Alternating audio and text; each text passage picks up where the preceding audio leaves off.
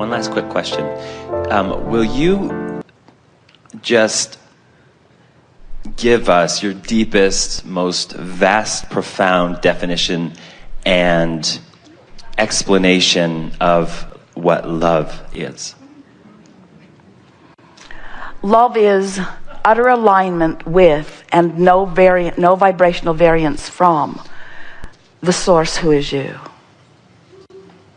Does it go deeper? Well, there's nothing deeper than that, but we can explain it in other ways. Love is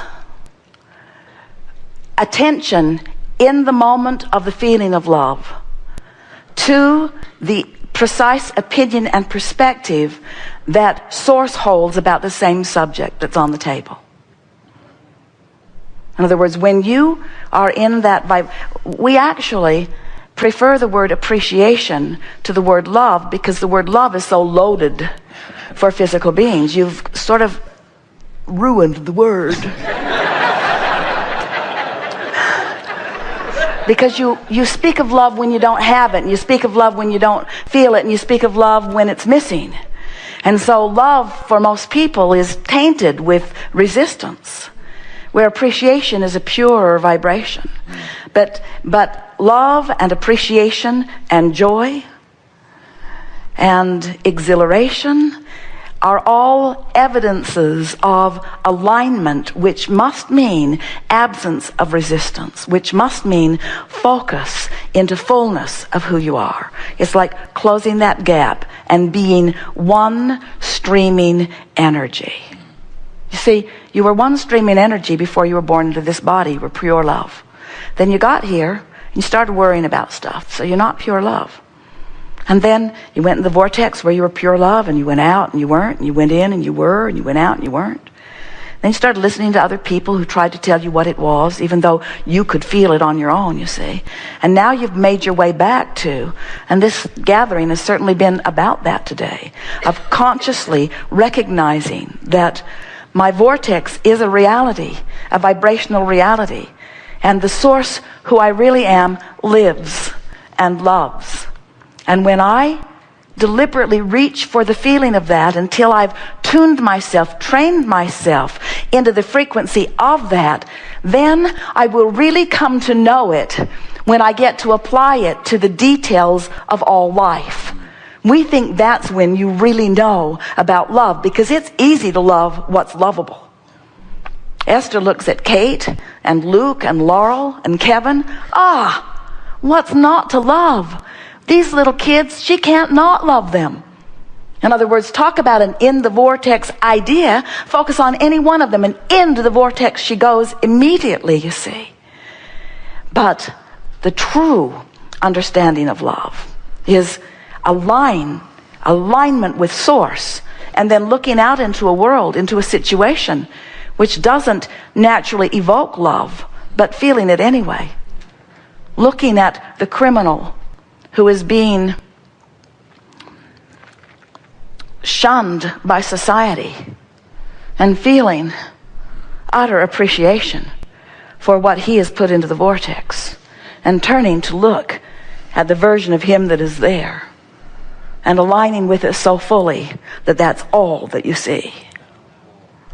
Love is alignment with that which is love, and practicing it until it is unconditional. Knowing it so completely that you can't be dissuaded from it, you see. That's when you know you've got it. So, to those people that are running around being lovable, tell them thanks, but you're not helping. I'll know I've got it when I am able to offer love no matter what. So, Source loves because Source knows that in every particle of the universe is unwanted and wanted.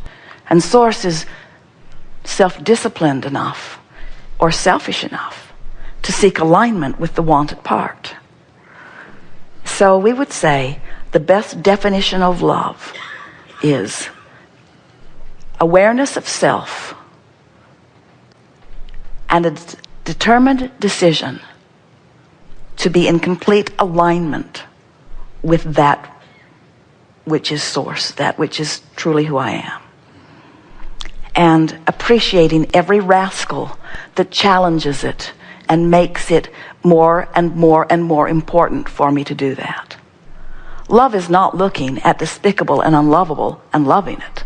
Love is the discipline to know that if there is a question, there is an answer, and if there is the unwanted, there is the wanted. And having the self-discipline to focus into the vortex where the solutions are.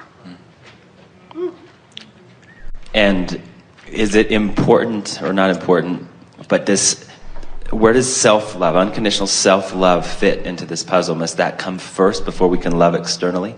It doesn't have to come first, but it doesn't matter what the object of the attention of your attention is that you are loving. In other words, there are plenty of things on this planet that are impossible to love. Just don't look there. And don't demand that they change in order for you to feel love. That's where it's at. So much of your world is saying, because they innately know that they want to love, and they don't love that, and they don't love that, and they don't love that, so they're asking all of that to become different and lovable. And then they lose their control, they lose their power and their freedom, because they can't control all of those uncontrollable things, you see. Where when you discover that you have the ability to focus yourself into love, then and only then are you willing to allow the variety of intentionality to exist. You see how we've come full circle? Humans so often say, I want to feel love, and therefore I will allow these lovable things, but I will not allow those unlovable things. But in their not allowing of those unlovable things, they take themselves out of the realm of love. And then it is their absence of being connected with love that makes them so sure that they need to destroy what they think is the reason that they don't feel love. Isn't it interesting? When all along, the only reason you don't feel love is because you're looking at a place where you can't line up with who you are. What you're seeking is alignment with the point of view that Source holds, which you have brilliantly asked us already to define in the beginning of this leading edge conversation. Beautiful. It is. Do you have any questions for me? Do you feel proud of this leading edge discussion that you've stirred up for the universe? Are you happy with yourself for taking us to a place that we have never been before? Can you feel the power of the love that we feel for you? And can you feel that you are reflecting it back equally? Do you know that in this moment you are in the vortex like never before, and that you've brought a lot of friends along with you? Can you feel the deep appreciation that we feel for you? And do you know that we are all forever changed as a result of this conversation? Do you know that there is great love here for you? Thank you.